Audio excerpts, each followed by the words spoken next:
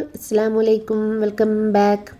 ഇന്ന് ഞാനൊരു simple snacks recipe ആയിട്ടാണ് വന്നിരിക്കുന്നത്. വളരെ സിമ്പിളായിട്ട് തന്നെ നമുക്ക് ഉണ്ടാക്കിയെടുക്കാവുന്ന ഒരു സ്നാക്കാണ്. അപ്പോൾ നേരെ വീഡിയോയിലോട്ട് പോകാം. അതിന് മുമ്പ് എൻ്റെ വീഡിയോ ആദ്യമായി കാണുന്നവരാണെങ്കിൽ ഒന്ന് സബ്സ്ക്രൈബ് ചെയ്തേക്കണേ.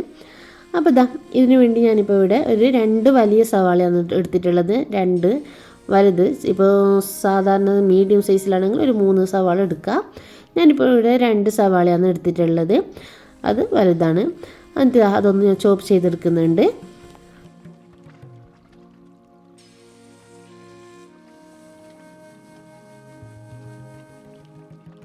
കുനുകുനാന്നരിഞ്ഞ് നമ്മൾ സവാള ഒരു ബൗളിലേക്ക് ഇട്ട് കൊടുക്കുക. ഇനി അടുത്തതായിട്ട് നമുക്ക് ഇതിലേക്ക് ഇട്ട് കൊടുക്കേണ്ടത്, നമുക്ക് കുറച്ച് ഇഞ്ചി, വെളുത്തുള്ളി, പച്ചമുളക് ഇതൊന്ന് ചോപ്പ് ചെയ്തെടുക്കണം. അതിന് വേണ്ടി ഞാൻ ഇപ്പോൾ ഇവിടെ ഒരു 5 പച്ചമുളക് എടുത്തിട്ടുണ്ട്, ഒരു ചെറിയൊരു കഷ്ണം ഇഞ്ചി, പിന്നെ ഒരു 10-11 അല്ലി വെളുത്തുള്ളി അതും കൂടി എടുത്തിട്ടുണ്ട്. അതും കൂടി ഇതിലേക്ക് ഇട്ട് നല്ല പോലെ ഒന്ന് നമുക്ക് ചോപ്പ് ചെയ്തെടുക്കാം.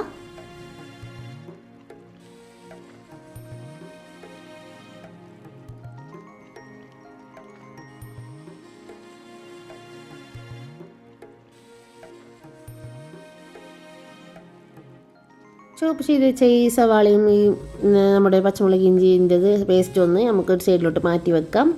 ഇനി അടുത്തതായിട്ട് നമുക്ക് വേണ്ടത് ബണ്ണാണ്. ഞാൻ വലിയ ബണ്ണാണ് ഇവിടെ എടുത്തിട്ടുള്ളത്. നിങ്ങൾക്ക് വേണമെങ്കിൽ ചെറിയ ബണ്ണ് എടുക്കുക. അപ്പോൾ ഈ സ്നാക്സ് ഉണ്ടാക്കാൻ വേണ്ടിയിട്ട് ഞാനിപ്പോൾ ഇവിടെ ഒരു 5 ബണ്ണ് എടുത്തിട്ടുണ്ട്. ഇതൊരു പ്ലേറ്റിലോട്ടൊന്ന് മാറ്റി വെക്കുന്നുണ്ട്. ഇനി നമുക്ക് ഇതിന് വേണ്ടിയുള്ള ഫില്ലിങ്സ് ഒന്ന് തയ്യാറാക്കിയെടുക്കാം. ഫില്ലിങ്സ് തയ്യാറാക്കാൻ വേണ്ടി ഞാൻ ഇപ്പോൾ ഒരു പാനിലേക്ക് 2 ടേബിൾ സ്പൂണോളം ഓയിൽ ഒഴിച്ചെടുത്തിട്ടുണ്ട്. അതിലേക്ക് ഒരു 1/4 ടീസ്പൂണോളം ചെറിയ ജീരകം ഇട്ട് കൊടുത്തിട്ടുണ്ട്. അതൊന്ന് പൊട്ടി വരുമ്പോൾ അതിലേക്ക് നമുക്ക് നേരത്തെ ക്രഷ് ചെയ്ത് വെച്ച നമ്മുടെ പച്ചമുളക്, ഇഞ്ചി, വെളുത്തുള്ളിയിൽ അതൊന്ന് ഇതിലേക്ക് ഇട്ട് കൊടുക്കുക. അതിൻ്റെ നല്ല പോലെ ഒന്ന് വഴറ്റി കൊടുക്കുക. ഇതിൻ്റെ ഒരു പച്ചമണം മാറുന്നവരെ ഒന്ന് വഴറ്റി കൊടുക്കുക.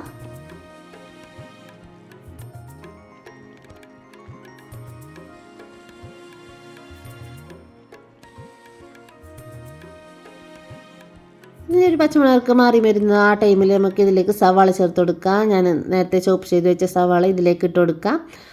എന്നിട്ട് ഇതും നല്ല പോലെ ഒന്ന് നമുക്ക് ഒന്ന് വഴറ്റിയെടുത്തിട്ട് വരാം.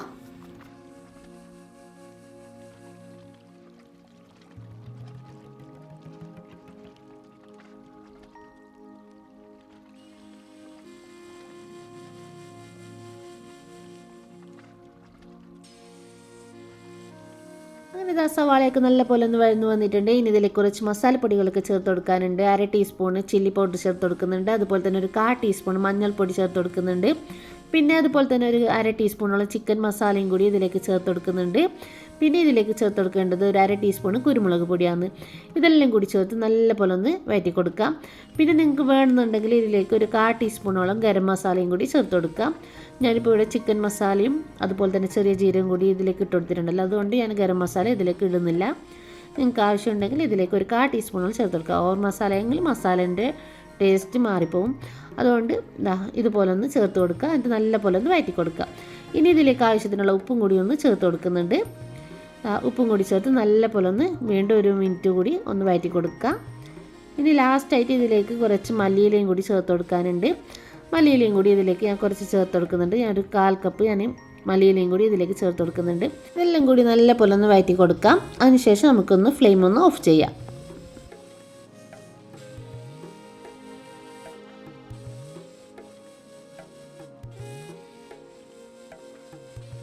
ഇനി അടുത്തതായി ഇതിലേക്ക് വേണ്ടത് കോൺഫ്ലെക്സ് ആണ്. ഞാനിപ്പോൾ ഇവിടെ ഇത് കോട്ടിങ് ചെയ്യാൻ വേണ്ടിയിട്ട് ഞാൻ കോൺഫ്ലെക്സ് ആണ് എടുത്തിട്ടുള്ളത്. നിങ്ങൾക്ക് വേണമെങ്കിൽ ബ്രെഡ് ക്രംസ് എടുക്കാം. പക്ഷേ ഇതിൻ്റെ ടേസ്റ്റ് വരണമെങ്കിൽ ഇപ്പോൾ ഞാൻ ഉണ്ടാക്കുന്ന ആ സ്നാക്സിൻ്റെ അതേ ടേസ്റ്റ് നിങ്ങൾക്ക് കിട്ടണമെങ്കിൽ ഈ കോൺഫ്ലെക്സ് തന്നെ ഉണ്ടാക്കണം. പിന്നെ നല്ല ക്രിസ്പി ആയിട്ട് തന്നെ കിട്ടുന്നുണ്ട് കോൺഫ്ലെക്സ് വെച്ചിട്ട് ഉണ്ടാക്കുമ്പോൾ.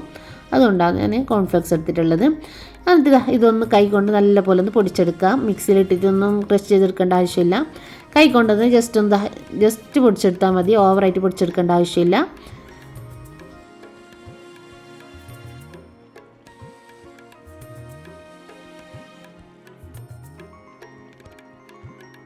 ഇതൊന്ന് പൊടിച്ചെടുത്തിട്ടുണ്ട്. ഇനി ഇതൊരു സൈഡിലോട്ട് മാറ്റി വെക്കാം. ഇനി അടുത്തതായി ഇതിലേക്ക് വേണ്ടത് ബോയിൽ ചെയ്ത എഗ്ഗാണ്.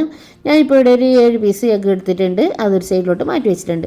ഇനി നമുക്ക് ഒരു ബാറ്റർ തയ്യാറാക്കി എടുക്കണം മൈദയുടെ. അപ്പോൾ ഒരു കപ്പ് മൈദ ഞാനൊരു ബൗളിലേക്ക് ഇട്ട് കൊടുക്കുന്നുണ്ട്. പിന്നെ ഇതിലേക്ക് ആവശ്യത്തിനുള്ള വെള്ളം കൂടി ഇതിലേക്ക് ചേർത്ത് കൊടുക്കുന്നുണ്ട്. ഇപ്പോൾ ഞാനിപ്പോൾ ഇവിടെ ഒരു 1.5 കപ്പോളം വെള്ളം ഒഴിച്ച് കൊടുക്കുന്നുണ്ട് ഇതിലേക്ക്. പിന്നെ ഇതിലേക്ക് ആവശ്യത്തിനുള്ള ഉപ്പും കൂടി ചേർത്ത് കൊടുക്കുക. പിന്നെ ഇതിലേക്ക് 1/2 ടീസ്പൂണ് പിന്നെ മുളക് പൊടി, അതുപോലെ തന്നെ ഒരു 1/2 ടീസ്പൂണ് പിന്നെ കുരുമുളക് പൊടി അതും കൂടി ഇതിലേക്ക് ചേർത്ത് കൊടുക്കുന്നുണ്ട്. ഇതെല്ലാം ഓപ്ഷനിലാണ്, വേണമെങ്കിൽ ചേർത്ത് കൊടുത്താൽ മതി. അപ്പോൾ ഇതെല്ലാം കൂടി ചേർത്ത് നല്ല പോലെ ഒന്ന് മിക്സാക്കി കൊടുക്കുക.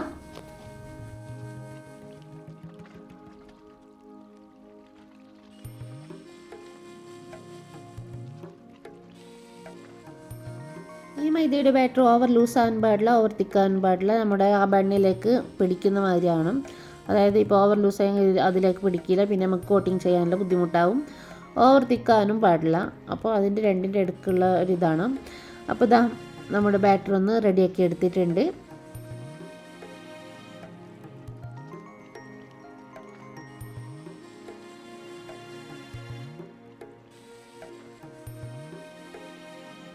ഇനി നമുക്ക് ഈ സ്നാക്സ് ഒന്ന് റെഡിയാക്കി എടുക്കുക. അതിനുവേണ്ടി ഇതാ നമ്മുടെ ബൺ എടുത്തിട്ടുണ്ട്. ഈ ബണ്ണിൻ്റെ ഈ സെൻറ്റർ ഭാഗം ഉണ്ടല്ലോ, ഇതിൻ്റെ മുകൾ ഭാഗമല്ല, ഈ സൈഡല്ല, ഇതിൻ്റെ അടിഭാഗത്തായിട്ട് ഇതാ ഒരു സ്ക്വയർ ഷേപ്പിൽ ഞാനിതൊന്ന് കട്ട് ചെയ്തെടുക്കുന്നുണ്ട്.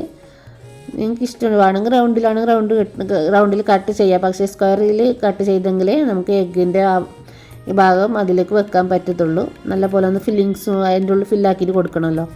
അപ്പോൾ ഇതുപോലെ സ്ക്വയറിലൊന്ന് കട്ട് ചെയ്തെടുക്കുക. എന്നിട്ട് ഇതാ ഈ പീസ് ഉണ്ടല്ലോ, ഇത് അവിടെ എടുത്ത് വെക്കണം. കാരണം ആവശ്യമുണ്ട്, അതുകൊണ്ട് അത് കളയാൻ പാടില്ല. അത് ലാസ്റ്റ് ആവശ്യമായിട്ട് വരും. എന്നിട്ട് ഇതാ ആ ബണ്ണിൻ്റെ ഉള്ളിൽ നിന്നും കുറച്ച് ഭാഗം ഞാൻ എടുത്ത് മാറ്റുന്നുണ്ട്. കാരണം ഇതിൻ്റെ ഉള്ളിലേക്ക് മസാലയൊക്കെ നല്ല പോലെ ഒന്ന് വെച്ചെടുക്കാനുണ്ടല്ലോ. അപ്പോൾ ആ ബണ്ണിൻ്റെ ഭാഗം കുറച്ച് മാറ്റിയിട്ട് കൊടുക്കുന്നുണ്ട്. ഇതാ ഇതുപോലെ ഒന്ന് റെഡിയാക്കി എടുത്തിട്ടുണ്ട്. ഇനി ഇതിൻ്റെ ഉള്ളിലേക്കായിട്ട് നമുക്ക് നമ്മുടെ മസാല നല്ല പോലെ ഒന്ന് വെച്ചെടുക്കാം.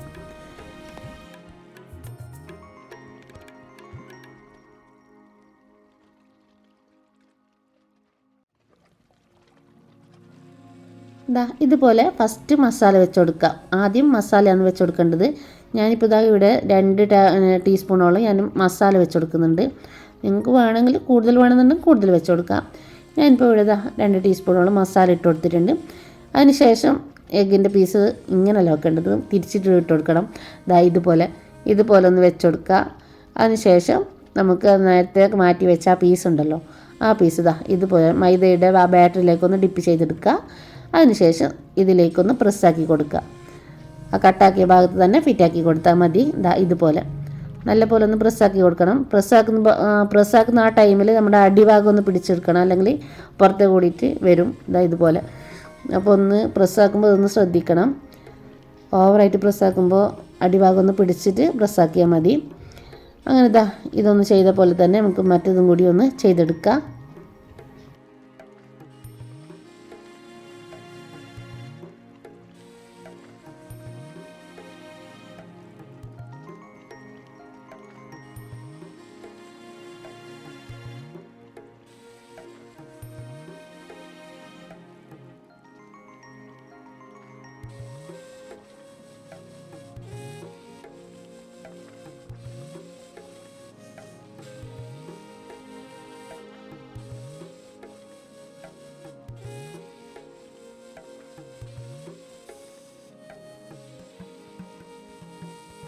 ഇതുപോലെ തന്നെ നമുക്ക് ബാക്കിയുള്ളതും കൂടി ഒന്ന് റെഡിയാക്കി എടുത്തിട്ട് വരാം.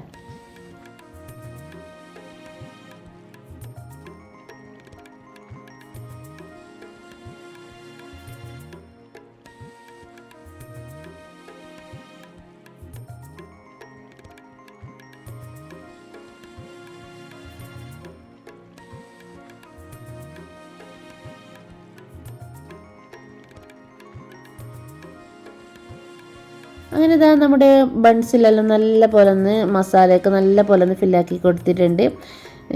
ഇനി നമുക്ക് അടുത്ത പരിപാടി പറഞ്ഞാൽ കോട്ടിംഗ് ആണ്. നല്ല പോലെ ഒന്ന് കോട്ടിങ് ചെയ്തെടുക്കണം. ഇനി കോട്ടിങ്ങിലാണ് ഉള്ളത്. നല്ല പോലെ കോട്ടിങ് ചെയ്തില്ലെങ്കിൽ പണി കിട്ടും. അതുകൊണ്ട് മൈദയുടെ ബാറ്ററിലേക്ക് നല്ല പോലെ ഒന്ന് ഡിപ്പ് ചെയ്തെടുക്കുക. നല്ല പോലെ ഡിപ്പ് ചെയ്തെടുക്കുക. എല്ലാ ഭാഗത്തും എത്തുന്ന മാതിരി ഒന്ന് നമ്മൾ ഈ മൈദയുടെ ബാറ്ററി എത്തിച്ചെടുക്കുക.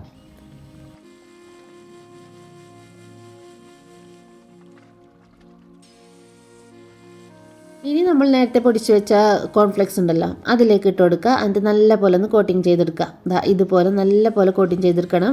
കാരണം കോട്ടിങ് ചെയ്യുന്നതിൽ ഒരു മടി കാണിക്കാൻ പാടില്ല. നല്ല പോലെ എല്ലാ ഭാഗത്തും ഈ കോൺഫ്ലെക്സ് എത്തുന്ന മാതിരി ഇതുപോലെ ഒന്ന് പ്രസ് ചെയ്ത് എല്ലാ ഭാഗത്തും എത്തുന്ന മാതിരി കോട്ടിങ് ചെയ്തെടുക്കണം. നല്ല പോലെ കോട്ടിങ് ചെയ്തെടുക്കണം. നല്ല പോലെ കോട്ടിങ് ചെയ്തില്ലെങ്കിൽ നമ്മൾ സാധാരണ ഓയിലിലേക്ക് ഇടുന്നില്ലേ, ഫ്രൈ ചെയ്യുമ്പോൾ ഓയിലിലേക്ക് ഇടുന്ന സമയത്ത് കോൺഫ്ലെക്സ് പിന്നെ ബന്ന് രണ്ടും വേറെ വേറെ സെപ്പറേറ്റ് ആവും. അതിന് വേണ്ടിയിട്ടാണ് നല്ല പോലെ ഒന്ന് കോട്ടിങ് ചെയ്യാൻ പറയുന്നത്. അപ്പോൾ ഇതാ ഇതുപോലെ തന്നെ നമുക്ക് ബാക്കിയുള്ളതും കൂടി ഒന്ന് റെഡിയാക്കി എടുത്തിട്ട് വരാം.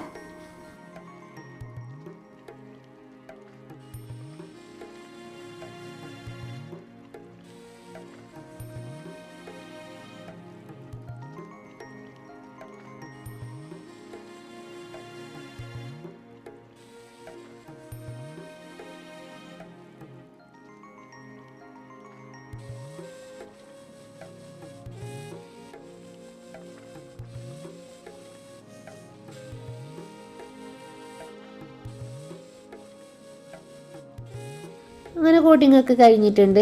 ഇനി നമുക്ക് ഇതൊന്ന് ഫ്രിഡ്ജിൽ വെക്കാനുണ്ട്. ഞാൻ ഇപ്പോൾ ഫ്രീസറിൽ ഒരു 10 മിനിറ്റ് ഫ്രീസറിൽ വെക്കുന്നുണ്ട്. എപ്പോഴും പറയുന്ന പോലെ തന്നെ ഓയിൽ അധികം കുടിക്കാതിരിക്കാൻ വേണ്ടിയിട്ടാണ്. അതുമല്ല ഒന്ന് സെറ്റായിട്ട് വരും ചെയ്യും. അപ്പം നല്ല നല്ല ക്രിസ്പി ആയിട്ട് തന്നെ കിട്ടും നമുക്ക്. ഈ ഫ്രീസറിൽ ഒരു 10 മിനിറ്റ് വെച്ച് കൊടുത്താൽ മതി. അതിനുശേഷം നമുക്കിതൊന്ന് ഫ്രൈ ചെയ്തെടുത്താൽ മതി. അപ്പോൾ ഇതാ ഞാൻ 10 മിനിറ്റിന് ശേഷം ഞാൻ ഫ്രീസറിൽ നിന്ന് എടുത്തിട്ടുണ്ട്. ഇനി നമുക്കിതൊന്ന് ഫ്രൈ ചെയ്തെടുക്കാം. അതിനുവേണ്ടി ഓയിൽ നല്ല പോലെ ഒന്ന് ചൂടായതിന് ശേഷം നമുക്കിതാ നമ്മുടെ ഈ ബണ്ണ് ഇതിലേക്ക് ഇട്ട് കൊടുക്കുക. എന്നിട്ട് ഒരു ഭാഗം നല്ല പോലെ ഒന്ന് ഫ്രൈ ആയി വന്നതിന് ശേഷം തിരിച്ചിട്ട് ഒന്ന് ഫ്രൈ ചെയ്തെടുത്താൽ മതി. പിന്നെ ഫ്രൈ ആകുന്ന പിന്നെ ഒരു ഭാഗം മൊരിയുന്നതിന് മുന്നേ തിരിച്ചിടാൻ പാടില്ല. ഒരു ഭാഗം നല്ല പോലെ ഒന്ന് മൊരിഞ്ഞതിന് ശേഷം നമുക്ക് തിരിച്ചിട്ട് കൊടുക്കുക. ഇതുപോലെ. നിങ്ങൾക്ക് ഈ സ്നാക്സ് ചടപടേന്ന് പെട്ടെന്നാണെന്നുണ്ടെങ്കിൽ നിങ്ങൾക്ക് ഫ്രീസറിലൊന്നും വെക്കേണ്ട ആവശ്യമില്ല, ഡയറക്റ്റ് ഒന്ന് ഫ്രൈ ചെയ്തെടുത്താൽ മതി. ഇത് സാവധാനം നമുക്ക് ഇത് കഴിക്കണമെന്നുണ്ടെങ്കിൽ ഒന്ന് ഫ്രീസറിൽ വെച്ചിട്ട് ഒരു 10 മിനിറ്റ് വെച്ചതിന് ശേഷം നമുക്ക് ഇതൊന്ന് ഫ്രൈ ചെയ്തെടുത്താൽ മതി. അപ്പോൾ നമുക്ക് ഓയിലൊന്നും കുടിക്കാതെ നല്ല സ്നാക്സ് ഉണ്ടാക്കിയിട്ട് എടുക്കുക. അതുപോലെ തന്നെ നല്ല ക്രിസ്പി ആയിട്ട് തന്നെ ഇത് കഴിക്കുകയും ചെയ്യാം. അപ്പോൾ നമ്മുടെ ബണ്ണൊക്കെ നല്ല പോലെ ഒന്ന് ക്രിസ്പി ആയിട്ട് കിട്ടിയിട്ടുണ്ട്. നല്ല ഗോൾഡൻ ബ്രൗൺ നിറമായിട്ടുണ്ട്. അപ്പോൾ ഓയിൽ നിന്ന് എടുക്കുന്നുണ്ട്. ഇതേപോലെ തന്നെ നമുക്ക് ബാക്കിയുള്ളതും കൂടി ഒന്ന് ഫ്രൈ ചെയ്തെടുത്തിട്ട് വരാം.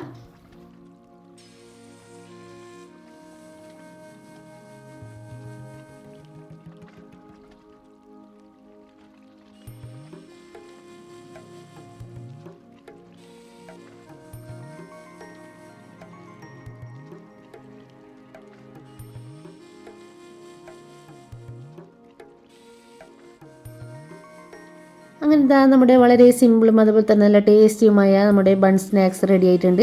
ഇത് നമുക്ക് വീട്ടിൽ തന്നെ പെട്ടെന്ന് ചടപടേന്ന് ഉണ്ടാക്കിയെടുക്കാവുന്ന ഒരു സ്നാക്സാണ്. അപ്പോൾ എല്ലാവരും ഇതൊന്ന് ട്രൈ ചെയ്ത് നോക്കുക. വീഡിയോ ഇഷ്ടപ്പെടുകയാണെങ്കിൽ ഒന്ന് ലൈക്ക് ചെയ്യാനും സബ്സ്ക്രൈബ് ചെയ്യാനും ഷെയർ ചെയ്യാൻ മറക്കല്ലേ. അടുത്ത വീഡിയോ കാണുന്നവരേക്കും ബൈ.